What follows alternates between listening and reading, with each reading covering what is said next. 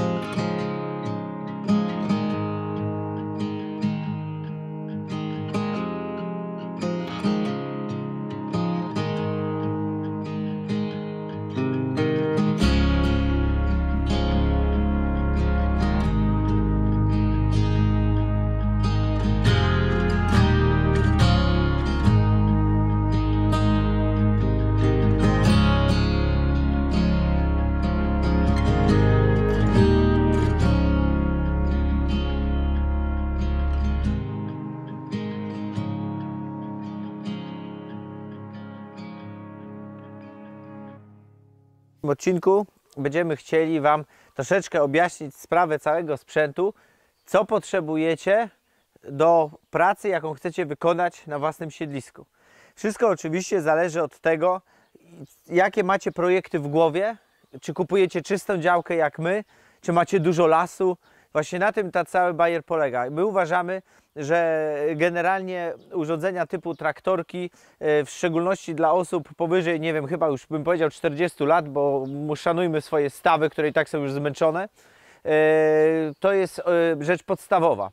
Więc sam traktor bez dwóch zdań Wam się przyda i to chyba na każdym siedlisku, gdzie chcecie prowadzić jakąkolwiek działalność, bo oczywiście my mamy zwierzęcą, ale jak ktoś ma warzywa, no to przecież i pług pociągnie, i glebogryzarką, i talerzówkę, to fakt, że nie może takie szerokie jak duże traktory, no ale my to wszystko przecież robimy na małą skalę, która właściwie ma wyżywić tylko nas i naszą rodzinę. Także taki traktorek bez dwóch zdań to jest super sprawa. Po 4 latach, pamiętacie, dawno temu, kiedyś mówiliśmy o Ursusie, mówiliśmy o różnicy między, dlaczego wybraliśmy Kubota, a nie Ursusa. Minęło wiele lat i absolutnie nie żałujemy. Sprzęt jest bardzo stary, bo sam traktor ma chyba już 23 do 5 lat, ja tam nie będę patrzył, gdzieś na kołach jest wybite. I praktycznie z nim się nic nie dzieje, on działa. Jak wiecie, jak go używać, naprawdę nic się mu nie stanie. Te Kuboty są bardzo dobrymi i trwałymi traktorami. Natomiast przelecę po troszeczku o dodatkach powiem, bo jest ich cała masa, przynajmniej my ich mamy całą masę i nie wszystkie do wszystkiego jakby tak samo się przydają. Pierwsza sprawa, tur. Tur to jest to wszystko, co podnosi tą łyżkę. Do tura również można, jak wiecie, założyć krokodylka, który Wam pokazywaliśmy. No, naszym zdaniem jedno z głównych dodatków czy osprzętów do każdego traktorka. Dlaczego? Na łyżce możecie podnieść do 300-400 kg. Spokojnie do góry. Taka łyżka to naprawdę super sprawa. Jeśli w Waszym związku macie duże różnice, na przykład wysokości, tak jak w naszym, zawsze jedna osoba może stanąć na takiej łyżce i możemy ją podnieść jak na taboreciku, żeby łatwiej się całowało. To jest jakby jedna z funkcji. Ale dobra, tak na poważnie. Widzieliście, wykorzystywaliśmy tą łyżkę jako po prostu pomoc do stania, jak gdzieś musieliśmy wysoko sięgnąć. Na niej również podnosimy owce, baranki, kiedyś będziemy mieli świnki, będziemy podnosić, aby je obrobić. Super sprawa, naprawdę bardzo polecamy. Tutaj taki z tyłu, może Klaudia później pokaże, jest montowany hak, tutaj przyspawany jest hak i do tego haka można powiesić. Można również powiesić do tych belek poprzecznych zwierzaka gotowego do oprawiania. Można wyrównać drogę, można przewieźć znaczne ciężary, piasek, żwiry, ziemię rozsypać. Generalnie taka łyżka bardzo dobrze się sprawdza. Ja powiem Wam, bo w tym momencie pokażę Wam, co się bardzo dobrze sprawdza. Za chwilę będą rzeczy, które się mniej sprawdzają, więc jakby pamiętajcie, że ja będę skalował. Nie wszystko jest takie super, chociaż, tak jak mówię, w Waszym gospodarstwie może się okazać coś, co ja teraz mówię, że jest mało dla nas użyteczne, w Waszym gospodarstwie może być kompletnie na odwrót. To jest bardzo kwestia taka Wasza własna do przemyślenia. Także to wiecie, naprawdę bardzo potrzebne. Moim zdaniem traktor bez tura to troszeczkę mija się z sensem. Szybciutko wrócę do traktorka, skoro już przechodzimy na tył. Bez dwóch zdań, ja już powiedziałem Wam o tym, że on działa i to jest fajna rzecz, ale co ja bym koniecznie wybrał, jeśli macie taką możliwość. Wybrałbym wspomaganie kierownicy.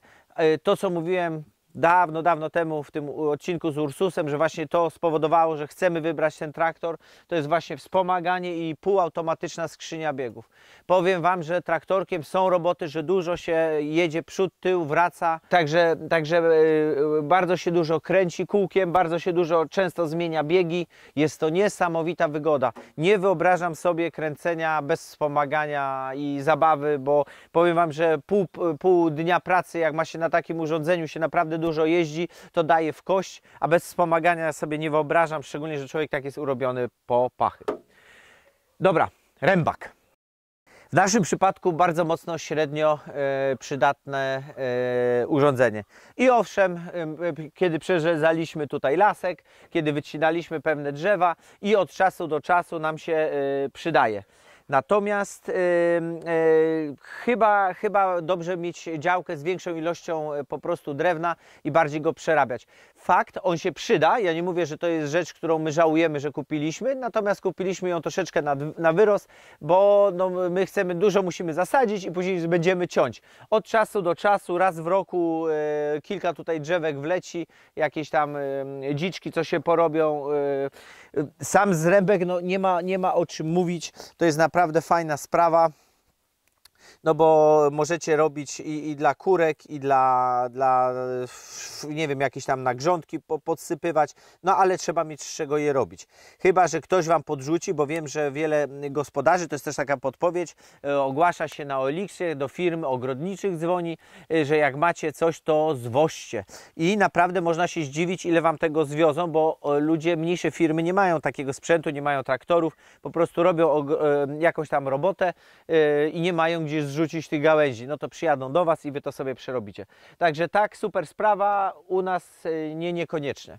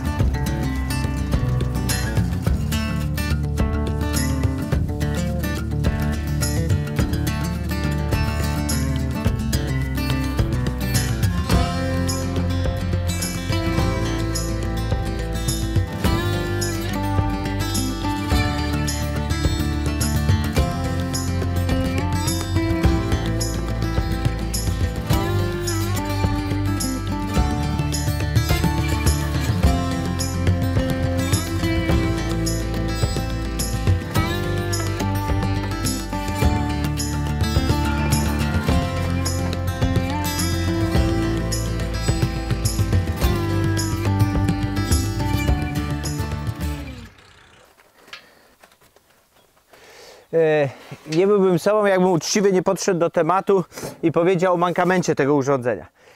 Mankamentem jest taki, robi piękne zrębki, widzieliście, pracuje fajnie, natomiast jak się zaczyna gałęziówka, czyli coś naprawdę takiego, no nie wiem, powiedzmy centymetrowego, 2 cm nie, ale centymetr, półtora, lubi się zaciąć. On dobrze ich nie tnie i wtedy, wiecie, wypluwa, jakby przerzuca całe takie,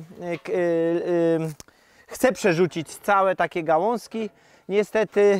Niestety one po prostu stają gdzieś poprzek i zapychają maszynę. Ona nie jest ciężka do odepchania, ale do odetkania, natomiast no cóż, zajmuje to wszystko czas no i mogło, nie wiem, czy to można by było lepiej rozwiązać, czy noże, czy coś, ale zobaczcie, no sama zrębka jest genialna. Ja to będę musiał otworzyć. Nigdy nie będzie dobrego kompostu, jak tego nie dacie, czyli nie dacie drewna, czy czegoś, co wiąże, chociaż słomy.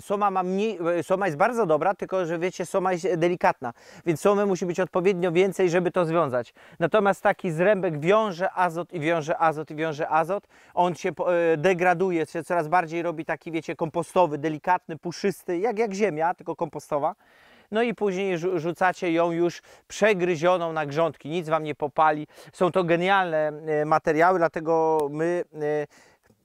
my z premedytacją, mimo że wiadomo, no chodzi tu o jedzenie, ale my z premedytacją zaczęliśmy od zwierząt, bo tak są trudne, tak są wymagające, tak trzeba się nauczyć. Infrastruktura znacznie ciężej jest ze zwierzętami ruszyć, dlatego tak mało osób je naprawdę jakby hoduje. No plus te uboje, masę z tym się wiąże. Natomiast dzięki zwierzętom zaczyna się bioróżnorodność potworna robić. One zjadają, kupkają, wszystko tutaj ściąga. My widzimy, że z roku na rok to wszystko staje się coraz bardziej bujne. No, bez zwierząt na pewno byśmy nie dali rady. I my tonami produkujemy obornik, ten obornik rozrzucamy, no i tam, gdzie ten obornik trafi, no momentalnie widać, że wzrasta życie. Przy okazji pokażę wam, jak się ją czyści, bo naprawdę nie jest to problematyczne. Tutaj akurat w moim przypadku 18 klucz i popatrzcie, jedna śruba odkręcona, trzeba tylko wziąć, odjechać taczuchą. Będziecie wiedzieć na przyszłość, bo ja też jakby, o popatrzcie, bach, i tak to wszystko ładnie właśnie wygląda. To jest nóż tnący, od czasu jak my go mamy, czyli to już jest trzeci rok chyba, czy czwarty. Na tyle, co był używany, jest cały czas w dobrym stanie.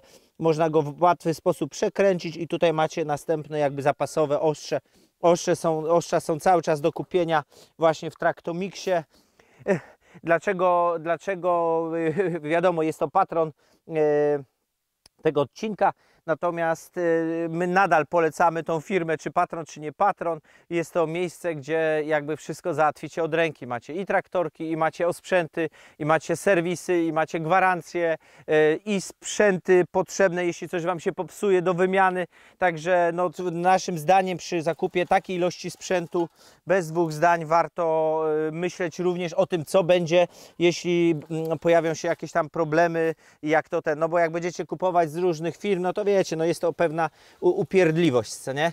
O, widzicie, no i właśnie taka, on się zatkał, dlatego zapchał też koła. Widzicie, tu się zatkał, tu jest twarde jak kamień, bo wleciały, o, zresztą są pojedyncze gałęzie, ja już dużo wyciągnąłem i właśnie one zrobiły to, że przestał wyrzucać również i stąd ten trocin.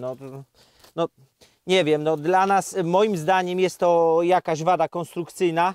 No bo chyba, kurczę, gałęzie powinien też dawać radę przy takiej mocy jakby oporządzić. No ale też rozumiem, że gałęzie są dosyć specyficzne, są chude, mogą przez taki nóż przelecieć bokiem i tutaj zapychają. No jest to, mówię, o, już się dziura zaczyna pojawiać.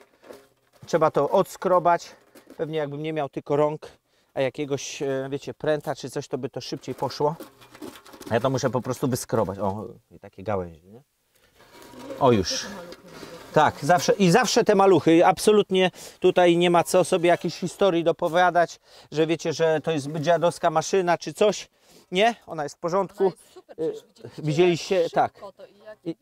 Nie tępi się nic. Każda maszyna, i to chyba każdy rolnik wie, że ma te swoje plusy i minusy, jakieś słabe strony. No to ja nie wiem, czy każda, wiecie, jakby każdej firmy jest taka sama. Ciężko powiedzieć.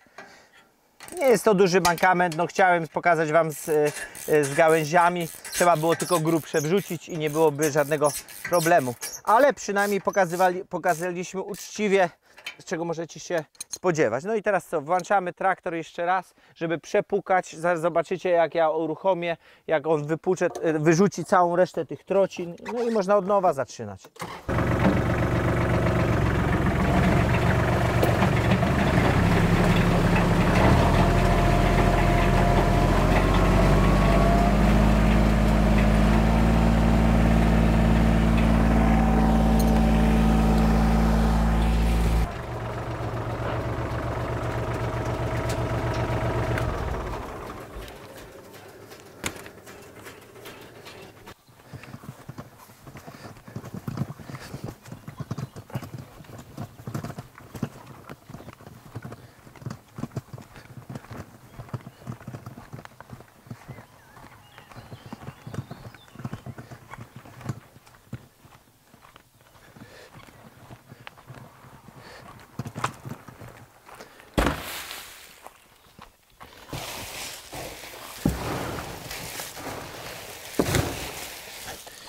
Jeśli chodzi o sprzęt niereklamowany, to te taczki są genialne.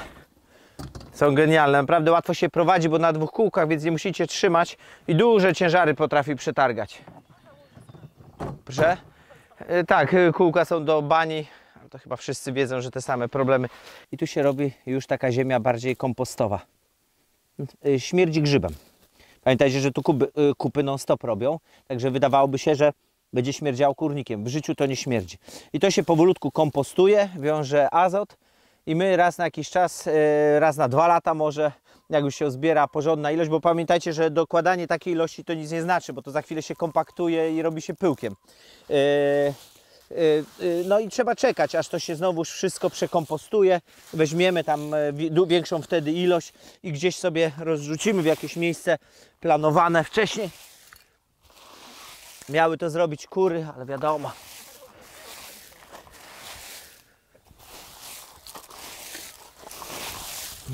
Już. Idą bardzo duże ilości takich rzeczy. Jak wiecie, to myśmy tu przyczepami wozili. Dlatego no my nie mamy, my nie chcemy ciąć za dużo drzew. Chcemy, żeby rosły drzewa. Uważamy, że nasze siedlisko jest ciągle za bardzo jakby od góry odkryte. Jeszcze taka podpowiedź może mała, że sam zrębek jest tym karbonem. Karbon, czyli karbon wiąże azot.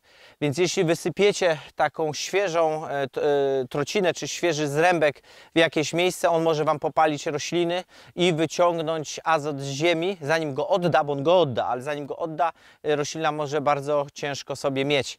Więc dobrze taki zrębek dawać albo na wybieg, bo to jest dla nas bez różnicy, bo one tam sobie narobią i jakby on nic nie wiąże, albo na przykład wymiksować z obornikiem, no, albo z jakąś kupą, albo od krowy gdzieś poszukać, albo kupić królicze i gdzieś to królicze jest słabe, takie mocniejsze, co nie?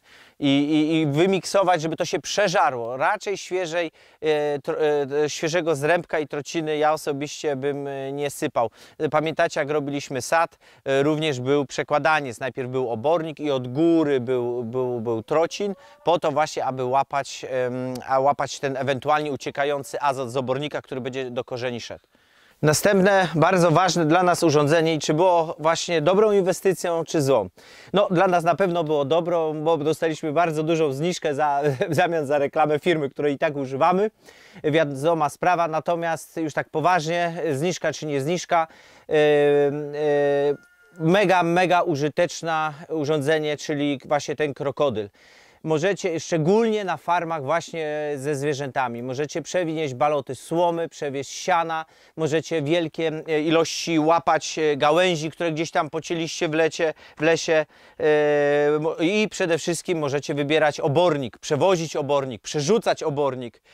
No, uważam, że na farmę ze zwierzętami absolutnie jedno z ważniejszych rzeczy, jaką chcecie kupić, to są właśnie jest ten krokodylek. Natomiast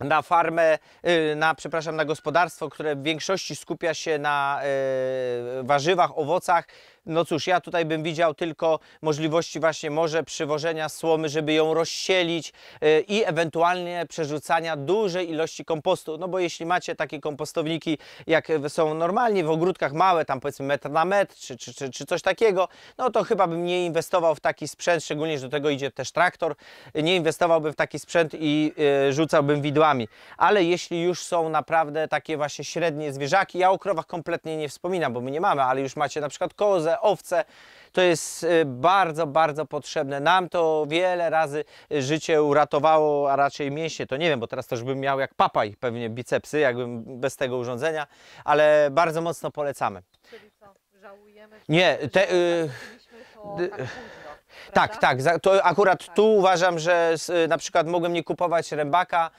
a kupić to urządzenie, choć tak jak mówimy, no akurat tutaj było w preferencyjnych bardzo warunkach, na innych zasadach zakupione.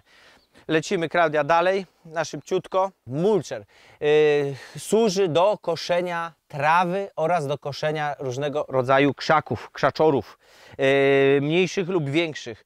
Ona ma od spodu młotki, te młotki ważą po 120 gram każdy, czyli to jest całkiem taki młoteczek, on tak śmiesznie wygląda.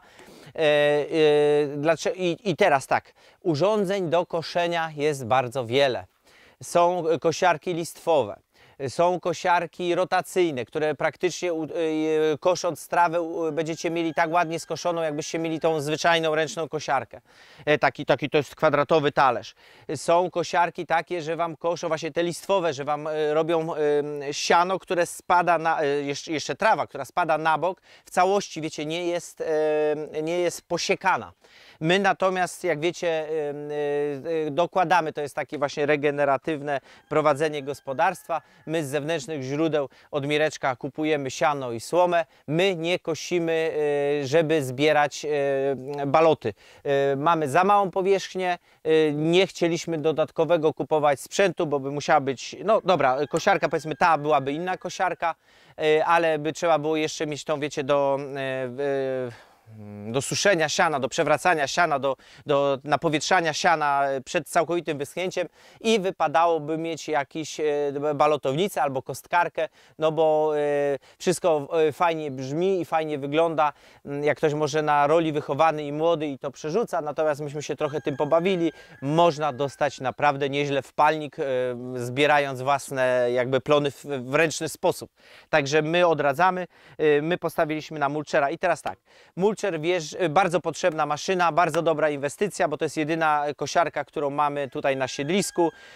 Kosi wszystko, muci wszystko. Chcecie gdzieś pastwisko, gdzie macie jakieś, powiedzmy, drzewka centymetrowe, dwucentymetrowe, jeżyny, wjeżdżacie tym i on robi Wam pyłek. On wszystko rozdrabnia na pył i zostawia w glebie i my uważamy właśnie, że to jest to, co chcemy, ponieważ to, co zostaje, użyźnia nam glebę, zostaje. My tego nigdy nie zbieramy. Nie ma, te urządzenie naszym zdaniem nie ma negatywnych stron. Nie wiem, tutaj raz musieliśmy wymienić pasek, ale po tylu latach, po pracy, którą tu są 3 paski, musieliśmy jeden wymienić, to jakaś groszowa sprawa. Wszystko oczywiście w Traktomixie dostaliśmy. Najważniejsze są właśnie też te porady, które oni dają, bo ja tak naprawdę, wiecie, mówiłem, że słuchajcie, coś tam tyka, otwórz, zobacz, faktycznie widzę luz, mówię, taki pasek i wysłali, ja przełożyłem i prosta sprawa. Młoteczki też jakby się kiedyś zużyły, albo wjechalibyście w ziemię i Wam się poszczępiły, można sobie naostrzyć byczkiem albo kupić nowe. Fajne. No, jeszcze taką malutką rzecz chciałem dokręcić. Zapomniałem to zrobić wczoraj, ale mnie to przez noc gryzło, a chciałbym być jakby, no, powiedzieć wszystko, co wiem. Mulcher, jakie jest jeszcze jego, czyli plusem, to co mówiłem, że po krzakach pojedzie, po kretowiskach, zostawia zmulczowaną, drobno posiekaną trawę, gałęzie, to jest ten plus. Natomiast minusem jest jego szybkość pracy. Niestety, no przynajmniej przy mocy naszego traktorka, czyli 28 koni, no nie na drugim, trzecim biegu, czyli 2-3 km na godzinę pracuje to urządzenie. wolniej. No i wiadomo, im dłuższa trawa, im większe krzaczory, tym niestety jest to urządzenie wolniejsze, potrzebuje czasu, żeby zrobić swoją robotę. Natomiast wszystkiego rodzaju takie zwyczajne, bardziej tradycyjne kosiarki, na przykład ta listwowa też, która działa trochę jak nożyce, wiecie, do żywopłotów, ona ma takie noże w ten sposób i to jest autentycznie listwa i ona kosi pięknie trawę, czy te takie kwadratowe, co działają jak zwyczajna kosiarka, którą macie, tylko są znacznie po prostu większe. No, przelecieć pole czymś takim jest znacznie łatwiej i szybciej. No, ale jak mówię, nie ma efektu mulcowania, a nam chodziło o to, żeby to było jak najdrobniej, zaraz trafiło w glebę i przez to nasze rośnie ta próchniczna warstwa u nas i no my byśmy, jeśli nie robicie czegoś, wiecie, na hektary bardzo duże i że potrzebujecie po prostu szybko pierdzielić, bo zaraz następna robota, to chcielibyście tą taką kulturę regeneracyjną przyjąć również na swoim siedlisku, co myślimy, że w większości z Was gdzieś w głowie, jakby, którzy chcą takie rzeczy robić, drzemie, to my byśmy wybrali jednak mulchera, mimo że czas, ale no, efekt jest bardziej zadowalający. No i pod warunkiem, że będziecie kupować ze źródeł zewnętrznych siano, no bo po czymś takim siana nie zbierzecie. No to właściwie tylko tyle chciałem dodać, ale myślę, że to dosyć istotna sprawa, no bo kosiarek jest cała masa do wyboru. My widzieliśmy chyba 2, 3 albo 4 nawet różne typy całkowicie, chyba 3. No, ale zdecydowaliśmy się jednak na to. Koparka. O koparce to można by było bardzo dużo mówić. Przepraszam, że tak brzydko stoi, źle ją postawiłem. Ona jak stoi, mankamentem od razu zacznę może, bo nie ma ich wiele, ale zacznę od mankamentów. Z tego co słyszałem, są 2. Ja się spotkałem z jednym. Jeden jest taki, że jak ona już dużo czasu stoi, to wszyscy mówią, że powinniśmy jej ustawiać na pustakach, ponieważ wiecie, są uszczelki trzymające ten powietrze, czy to wszystko w miejscu. Jak ona długo stoi, nagrzewa się, chłodzi się w nocy i cały czas pod obciążeniem, bo trzyma swój ciężar, to one zaczynają popuszczać, dlatego ona była ładnie prosto ustawiona, a teraz taka się zrobiła kulawa i będzie pewnie jeszcze gorzej. Ja to poprawię. Natomiast podjeżdżamy traktorkiem, podłączamy tura, podpompujemy powietrze i wszystko wraca do normy, więc to jest taka, powiedzmy, no mogło tego nie być, ale nie wiem, jakby miało być to zrobione, żeby te takie mini nieszczelności ustąpiły, skoro to się dzieje na przestrzeni bardzo długiego czasu, że ona siada. Drugim mankamentem, to kolega mi powiedział, który kupił również tą koparkę, jest to, że potrafią się przetrzeć te linki, te doprowadzające olej pneumatyczny, czy jak to się nazywa, do tych wszystkich urządzeń. Natomiast no, to spotkało mojego kolegę, no cóż, kupił wężyk, wymienił wężyk i wszystko nadal działa. Nas to nie spotkało, więc nie wiemy do końca, czy to po prostu pech danej jednostki, ktoś tam źle, wiecie, ułożył kabel. Jest to wszystko stosunkowo ściśnięte, tutaj nie mam jak pokazać, więc może coś takiego się stało. Dobra, i to są mankamenty i naprawdę... Dobra, jest jeszcze jeden mankament w połączeniu z traktorem. I jakby patrząc na prawdziwą koparkę, taką jak kupujecie, typową kopareczkę, wiecie, te małe, takie zwrotne, co tam siedzi. Tutaj musicie za każdym razem z kopareczki zejść i pójść do traktora albo posadzić żonę w traktorze, żeby przejechała kawałek dalej. Jest to trochę upierdliwe. Natomiast jeśli macie dużo pracy na własnym gospodarstwie, te urządzenie nam się spokojnie zwróciło. Nieraz mieliśmy coś, że robiliśmy dziurę, źle porobiliśmy, ja ją zasypałem i zacząłem nowa. Wiecie, ile kosztuje wynajęcie koparki na dobę, dojazd i bla bla bla, to są koszmarne koszty. Te urządzenie, jeśli macie czyste siedlisko, pole jak my, albo macie dużo prac takich budowlanych, to jest must have, czyli powinniście to naprawdę mieć i uwzględnić w swoich jakby wydatkach. Mało tego, no z kopareczką zawsze na wsi możecie sobie znaleźć jakąś robotę, bo ktoś Was może poprosić o przysługę, żebyście coś pomogli wykopać. W szczególności polecamy przez to, że właśnie ten traktor trzeba było wsiadać i ustawiać cały czas tą przesuwną szynę, co my tu mamy, że możemy sobie całą kopareczkę do lewa, do prawa przesunąć, czyli na przykład bardzo blisko fundamentu jakiegoś domu kopać, albo po prostu ustawiać pod siebie, nie zmieniając ustawień traktora. Mi się wydaje, że to jest podstawa właśnie kupowanie z tym przesuwem, czyli tej dosyć bogatej wersji.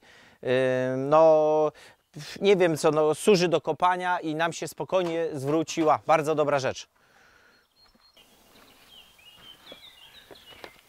Ostatnia maszyna jest glebogryzarką separacyjną i tutaj mamy największą zagwozdkę, wam powiem, z tego wszystkiego. Dlaczego? No nie są to tanie maszyny. One powodują to, że po kopaniu lub jeśli chcecie zrobić taki, wiecie, trawniczek super równy, jak ludzie mają przed domami w miastach, to jest właśnie do tego służy maszyna. Ona oczywiście wam też ziemię spulchnie, możecie do niej wysiewać. Jak widzieliście, myśmy wysiewali trawnik. Bardzo, bardzo użyteczna. Bardzo użyteczna. Po stawie wszystko dzięki niej wyrównaliśmy, żeby było po prostu płasko i ładnie to wygląda. Jest jakby, jeśli macie dużo robót ziemnych, jest niezbędna do wykończenia tych robót ziemnych, bo ja właściwie sobie nie wyobrażam, w szczególności, to też jest ważne, w szczególności, że my mamy glinę, więc glina, wiecie, zbija się w bryły i nie jest łatwo ją rozwalić. Musi być do tego urządzenie jakieś, więc można było wynajmować. Natomiast no, nie jest ona cały czas potrzebna. Może jak będziemy warzywniak mieli, będzie bardziej potrzebna. Jeśli pokończycie wszystkie roboty typu właśnie piękny, prosty grunt, no straci ona tą swoją taką przydatność. Z drugiej strony zawsze ktoś może chcieć w pobliżu właśnie, żeby mu zrobić trawniczek. Praca takiej glebogryzarki separacyjnej jest dosyć droga, więc ja mówię pracy, no bo to jest i ciągnik i jakby operator za godzinę, ale no można na tym też fajne pieniążki zarobić. Więc to jest kwestia taka do przemyślenia. No, co zrobicie, jak wykopiecie dziurę, zasypiecie ją i to wszystko będzie wyglądało w ten sposób. Jak doprowadzicie, żeby to było ładne, płaskie znowu pole? Do przemyślenia. Mankamenty tej maszyny. Trzeba wiedzieć po prostu, jak ustawić ten koszyk, żeby był niżej ten koszyk, żeby był odpowiedniej wysokości.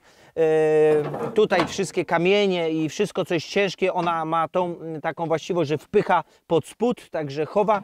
No ale mankamentem jest, i to nie jest mankament tak naprawdę, tylko że jak wyjedziecie w jakieś, wiecie, ciężkie kamienie, mogą te zęby się złamać, możecie urwać tura, trzeba mieć jakieś sprzęgło albo bardzo uważać, być pewnym, po czym naprawiacie tą ziemię, bo duży kamień, nie jak cegła, ale duży kamień potrafi, na przykład tak jak tam, co ja robiłem taką jedną robotę, potrafi wam złamać ten ząbek. To nie są drogie koszty, to jest 20 zł taki ząbek, więc nie ma o czym mówić przy kwocie za robotę, ale gdyby było tego więcej i coś by się stało, mogłoby mi na przykład to w traktor uderzyć, no bo przecież to jest połączone z traktorem i napędem i tu powinny być sprzęgła do takich maszyn.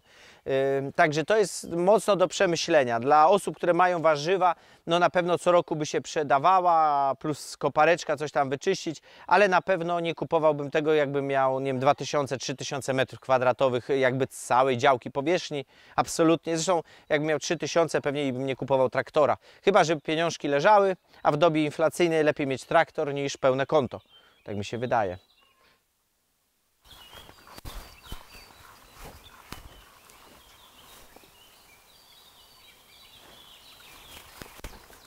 W tym odcinku pokazaliśmy Wam nasz sprzęt i podzieliliśmy się naszą opinią, w co warto zainwestować, co nam było potrzebne, czyli osobom, które nie posiadały gospodarstwa, które kupiły czyste pole i chciały założyć siedlisko. W szczególności z dużym naciskiem tutaj na hodowlę zwierząt. O każdym ze sprzętów opowiedzieliśmy Wam plusy i minusy, a teraz Wy musicie zadecydować, co Wam będzie przydatne u Was, na Waszym siedlisku, na Waszym areale. Dobrze, my się z Wami już żegnamy. Dziękujemy bardzo patronowi tego odcinka, a z Wami widzimy się w niedzielę o 10:00. Cześć! Do zobaczenia.